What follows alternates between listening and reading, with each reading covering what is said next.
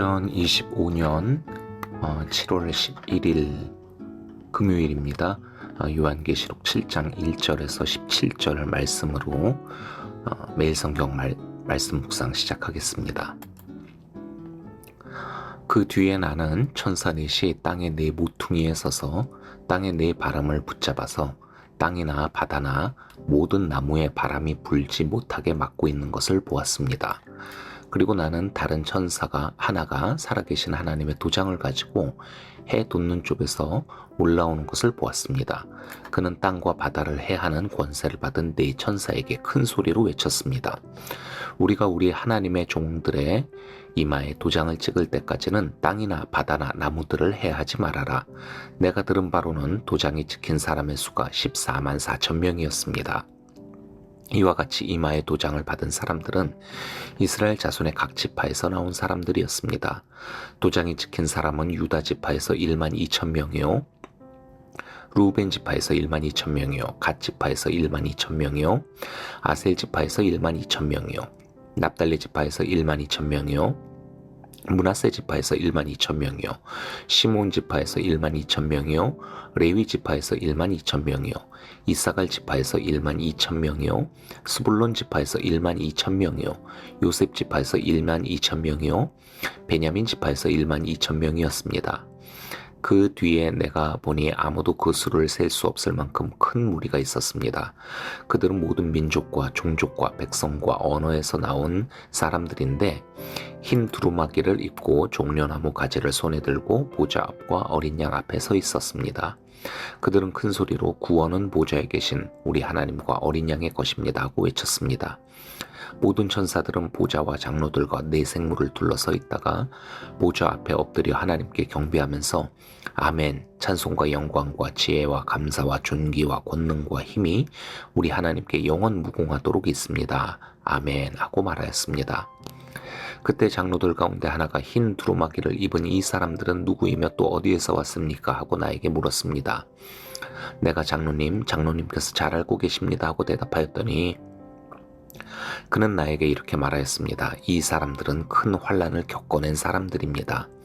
그들은 어린 양이 흘리신 피에 자기들의 두루마기를 빨아서 희게 하였습니다.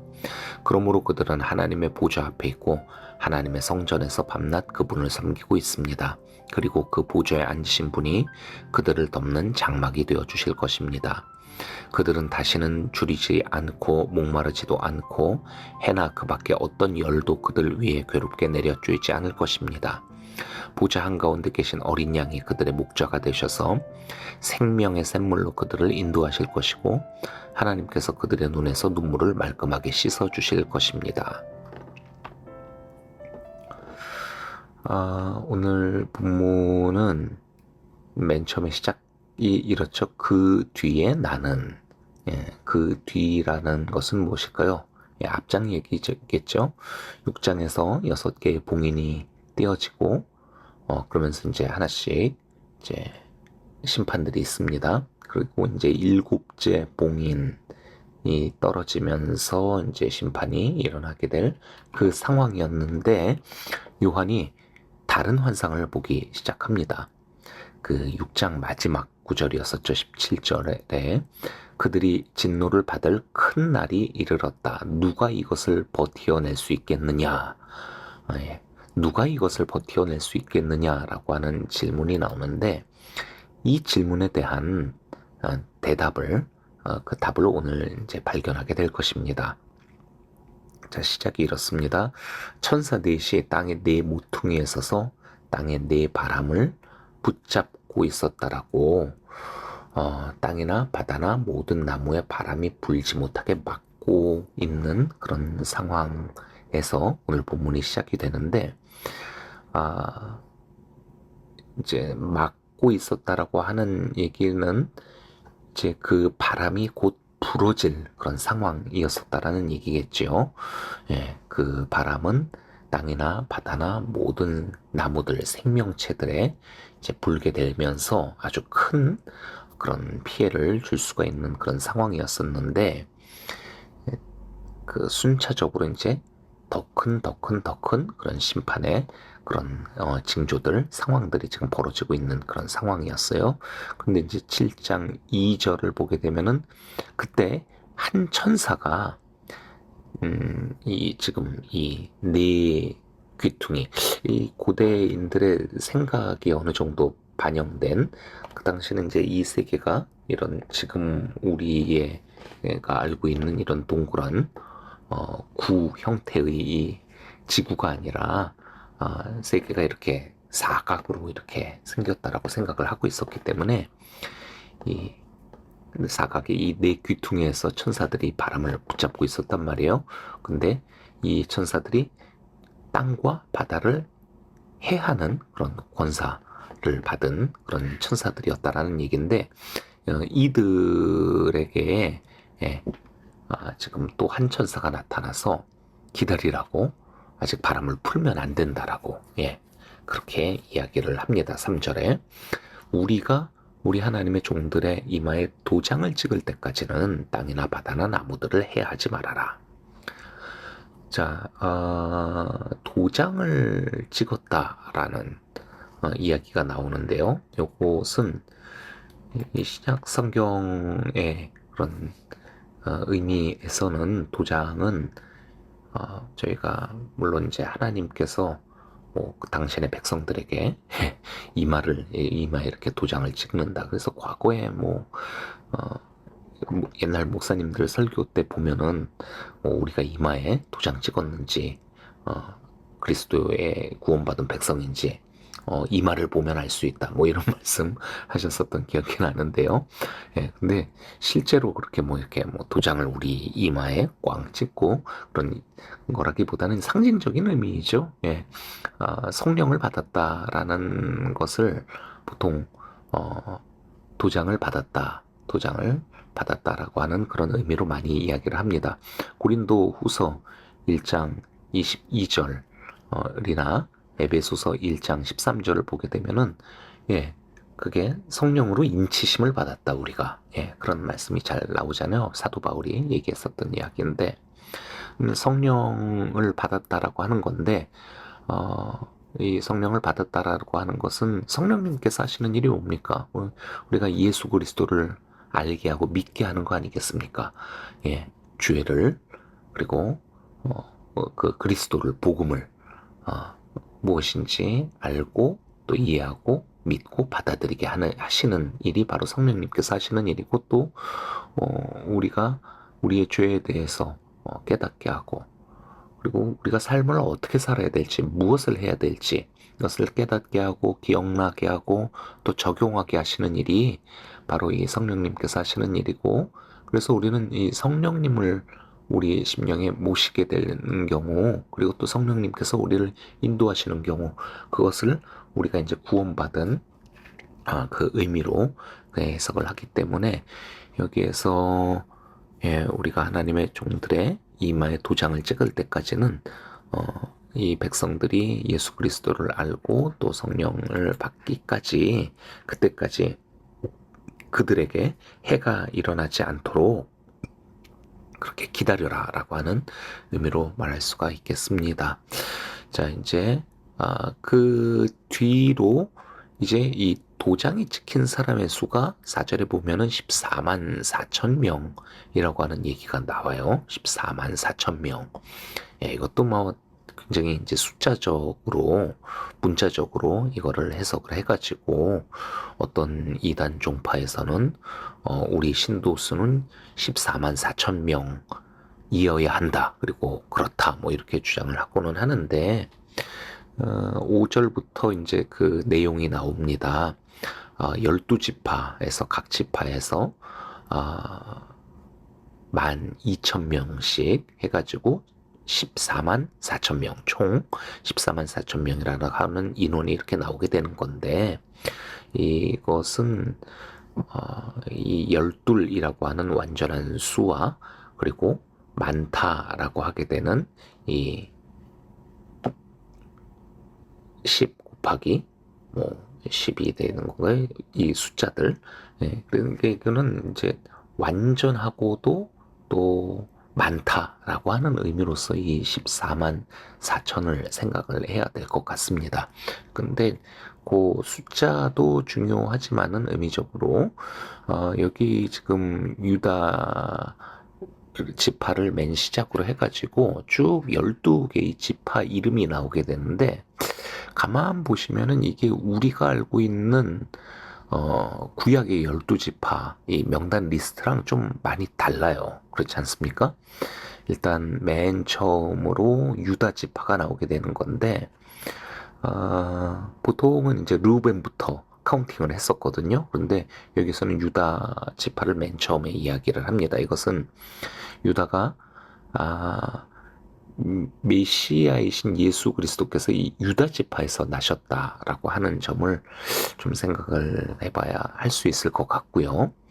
그리고 또 이미 5장 5절에서 예수 그리스도를 유다 지파의 사자 뭐 이런 표현으로 이렇게 나왔었기 때문에 이 그리스도 중심의 이 공동체를 상징하는 유다 지파를 맨 처음에 지금 올려놓은 것 같고요.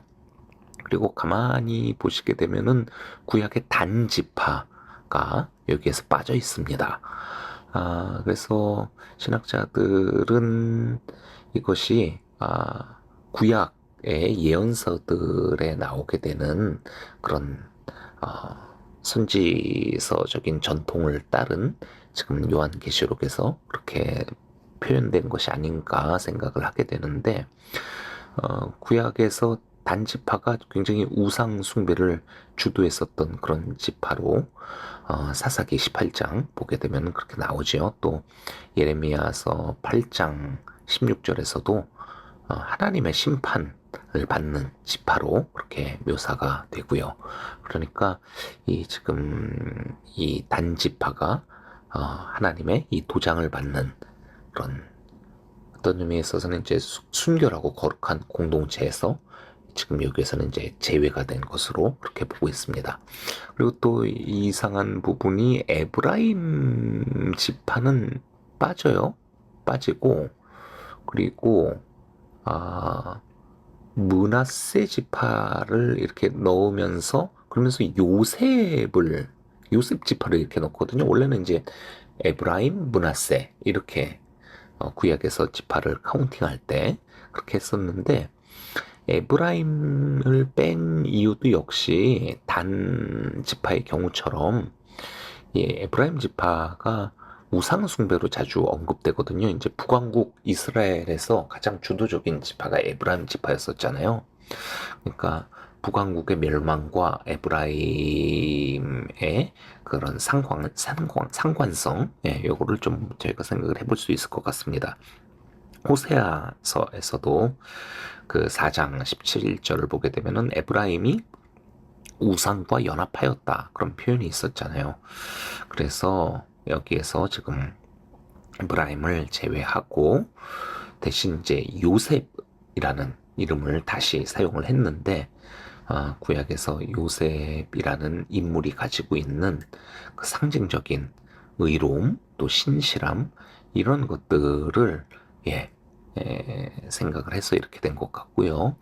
또 레위 지파가 추가됐습니다. 보통 레위 지파는 12지파를 카운팅할 때 거기에는 뺐었어요. 왜냐하면은 이제 그 땅 분배를 받지 않았었고 잖아요. 그래서 레위 지파는 그냥 따로 12지파 외에 추가로 다시 얘기할 때 이렇게 보통 언급이 되는데 여기에서는 이 새로운 이 12지파 명단에 레위가 들어갑니다. 하나님 앞에서 모든 백성이 우리가 모두 이제 왕 같은 제사장이다라고는 말들이 나왔었던 그런 표현처럼 이제 이 새로운 12지파의 백성들도 그런 제사장적인 사명을 이제 갖게 되고 또 모두가 그런 공동체성을 또 회복해야 된다라고 하는 의미가 아닐까 싶은데 약간 이 계시록에 나오는 이 12지파의 해석에 대해서 이게 왜 그런 것인지에 대한 참 많은 이론과 해석과 또 의견들이 있는 것 같습니다. 근데 중요한 거는 여기서 이제 12지파 명단은 단순한 민족적인 나열이 아니라 이 안에 그런 신앙적인 뭐 순결함이라든지 충성이라든지 어떤 그런 정체성에 대한 부분들을 많이 넣으려고 표현하려고 이렇게 새롭게 명단이 만들어진 것 같습니다. 과거의 우상 숭배에서 벗어나서 하나님께 완전히 헌신된 자들 예수 그리스도를 중심으로 새롭게 편성된 그런 새로운 공동체로서의 교회 그것을 지금 이야기하려고 하고 있습니다. 근데 이제 중요한 것은 여기에서 이 14만 4천 명 그리고 이 12지파 이거를 저희가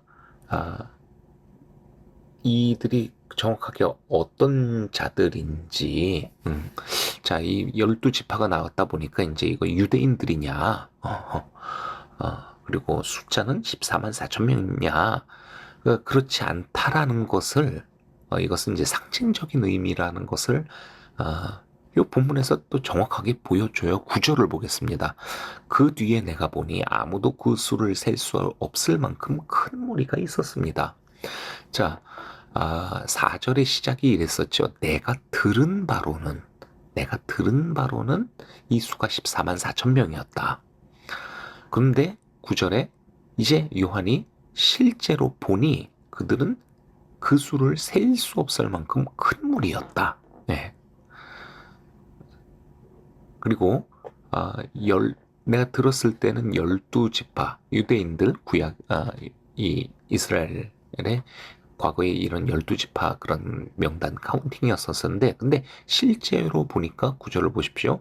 그들은 모든 민족과 종족과 백성과 언어에서 나온 사람들이었다. 그러니까 유대인들로만 한정된 것이 아니고 전 세계 모든 인종과 언어와 그렇게 다 포함된 백성들이었었고 그 수도 그렇게 숫자적인 14만 4천 명이 아니라 셀 수 없을 만큼 큰 무리였다. 이것이 이제 그렇게 설명이 되어지고 있죠. 그들은 흰 두루마기를 입고 종려나무 가지를 들고 보좌 앞과 어린 양 앞에 서 있었습니다. 자, 흰 두루마기, 종려나무 가지, 보좌, 어린 양 모두 예수님과 관련된 그런 이미지들이지요.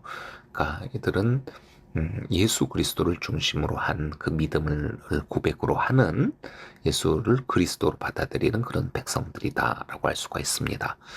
그래서 이들이 이제 10절에서 그리고 12절까지 그 예수님을 보좌의 어린 양을 찬양하고 예배하고 경배하는 그런 모습들이 나오게 됩니다. 13절 이후 보게 되면은 다시 한번 이들이 누구인지에 대한 설명을 하게 되는데요. 이들은 누구이며 또 어디에서 왔냐라고 하는 질문을 장로들 가운데 한 사람이 요한에게 이야기하고 요한이 이렇게 대답합니다. 장로님께서 잘 알고 계십니다. 그러니까 그가 대답하죠. 14절에 이 사람들은 큰 환난을 겪어낸 사람들입니다. 이 사람들은 큰 환난을 겪어낸 사람들입니다. 자, 여기에서 이 계시록이 이야기하는 그리스도인의 정체성이라고 해야 될까요? 특징이라고 해야 될까요? 환난을 겪고 통과한 이들, 바로 이들이 그리스도인이라 하겠습니다. 좀 심하게 얘기하자면은 환난을 피하고 환난에서 숨고 환난을 겪지 않은 이들은 그리스도인이라 보기 좀 어렵겠다 이런 얘기라고 볼 수도 있겠네요. 여러분 우리는 어떤 환난을 겪고 있습니까? 그리스도인으로 인하여서 어려움, 서러움, 문제, 고통을 어떤 것들을 우리가 경험하고 있나요? 예, 믿음을 가지고 있다라는 이유로 그 신앙을 지켜낸다라는 이유로 그리스도인의 정체성을 가지고 품고 붙잡고 살아가는 그 모습으로 인하여서 겪게 되는 어려움들 또 어쨌든 우리가 살아가는 이 상황 가운데서, 세상 가운데서 어, 이 환란을 겪는다라고 하는 거, 이것은 이상한 일이 아니고 그리스도께서 우리를 지켜주시지 않으시고 우리를 사랑하시지 않아서 그런 것이 아니라 우리는 어쨌든 우리가 살아가고 있는 이 세계에서 그 환란을 겪고 있고 또 통과하고 있는 그런 사람들이라고 하겠습니다. 그리스도도 환란을 통해서 우리를 구원하셨고 십자가를 통해서 또 우리 그리스도인들은 그런 예수님과 같이 이 세상에서 환란을 지금 겪고 있는 사람들이라고 할 텐데, 근데 중요한 것은 그냥 이렇게 고생만 하는 사람들이다 이것이 아니라, 자, 그 14절에 이 사람들은 큰 환란을 겪어낸 사람들입니다 라고 하고 나서 그 다음에 이어지는 말이, 그들은 어린 양이 흘리신 피에 자기들의 두루마기를 빨아서 희게 하였습니다 라고 기록이 되어 있습니다.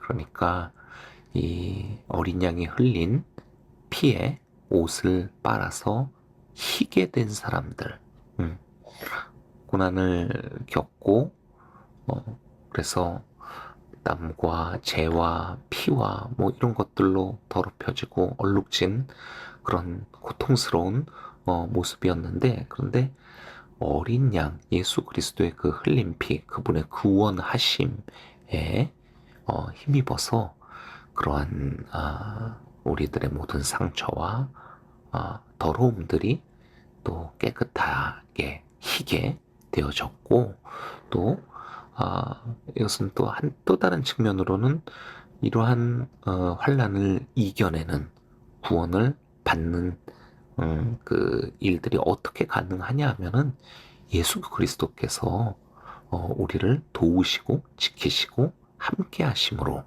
은혜를 베푸심으로, 구원하여 주심으로 그게 가능하게 되었다라고 하는 말이겠지요. 그렇게 우리는 주님으로 인하여서 환란을 이겨내고 통과하고, 그리고 또 그 주님의 구원하심으로 말미암아 우리가 우리 힘으로가 아니라 우리의 의로 정결하게 되는 것이 아니라 주님의 의로, 주님의 그 구원의 피로 우리가 깨끗해졌다라고 하는 그런 의미라게 볼 수가 있겠지요. 그래서 이제 주님은 그런 우리의 장막이 되어 주시고 다시는 줄이지 않고 목마르지 않게 하고 어떠한 열들로부터도 우리를 고통스럽지 않게 하시고, 그러면서 17절에 그분이 바로 우리의 선한 목자가 되어 주신다는, 생명의 샘물로 인도하시고, 그 시편 23편에 바로 그러한 목자처럼 우리를 그렇게 하여 주신다라고 하는 이야기가 이제 17절에 나오면서 7장이 마무리가 됩니다. 자, 오늘 본문 읽으면서 임박한 심판 가운데 있는, 그리고 또 큰 고난과 환난 가운데 있는, 그러나 주님께서 그 심판에서, 피해에서 우리를 보호하여 주시며 그러한 일들이 그런 멸망으로 이끄는, 멸망으로 가게 되는 그런 일들에서 우리를 지켜주시고 계시는 분이 바로 주님이시라는 것을 저희가 확인할 수가 있고요. 그리고 그런 주님께 선택받은, 도장받은 그런 우리의 존재는 어떤 유대인의 그런 혈통이 아니라 뭐 14만 4천이라고 하는 숫자적인 그런 의미가 아니라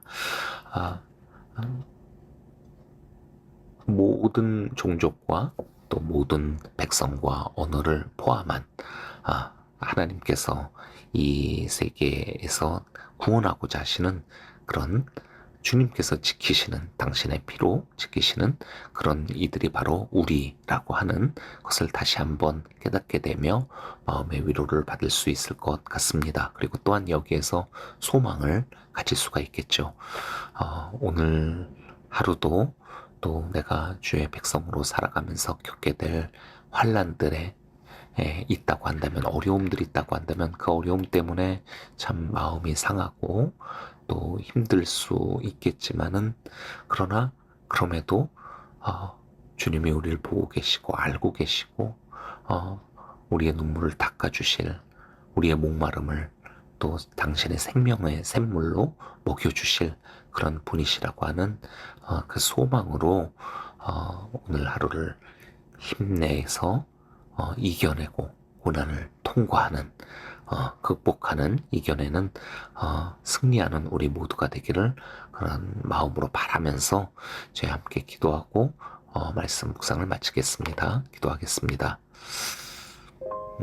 하나님, 오늘도 일터에서 여러 마음 상하고 두렵고 떨리고 그런 어려움들을 겪고 있는 우리 많은 성도님들을 주님 위로하여 주시옵고, 또 육체의 연약함으로 인하여서 질병 가운데 정말 주님만 바라보면서 주님께서 주시는 생명의, 그리고 구원의 소망을 붙잡고 있는 또 성도님들을 주님 기억하여 주시옵고, 오늘 이 본문에 나오는 내가 구원할, 내가 지켜낼 나의 백성이 바로 너다 라고 하는 그런 주님의 음성을, 그 마음을 받을 수 있고 또 들을 수 있는 저희가 되게 하여 주시옵소서.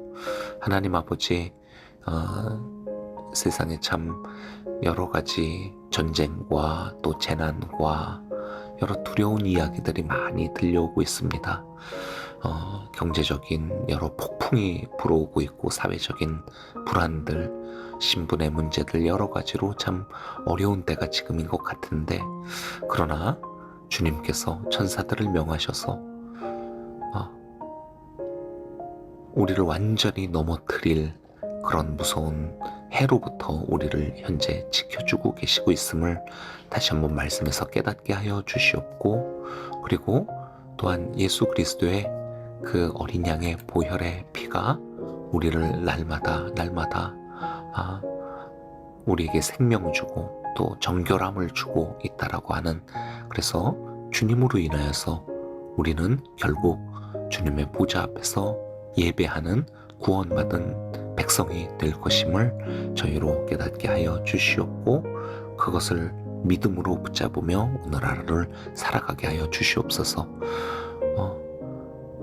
주님의 구원의 보좌 앞에서 어린 양을 찬양하며 천군 천사들과 함께 예배드릴 그 날을 바라보며 우리 교회 공동체가 함께 모여서 예배를 드리는 또 그 예배의 현장이 이 훗날 저희가 맛보게 될 영광스러운 완전한 그 예배를 연습하고 또 미리 맛볼 수 있는 그런 시간임을 저희가 생각하며 또 다가오는 주일의 예배를 마음으로 준비하는 저희 되게 하여 주시옵소서. 예수 그리스도의 이름으로 기도합니다. 아멘.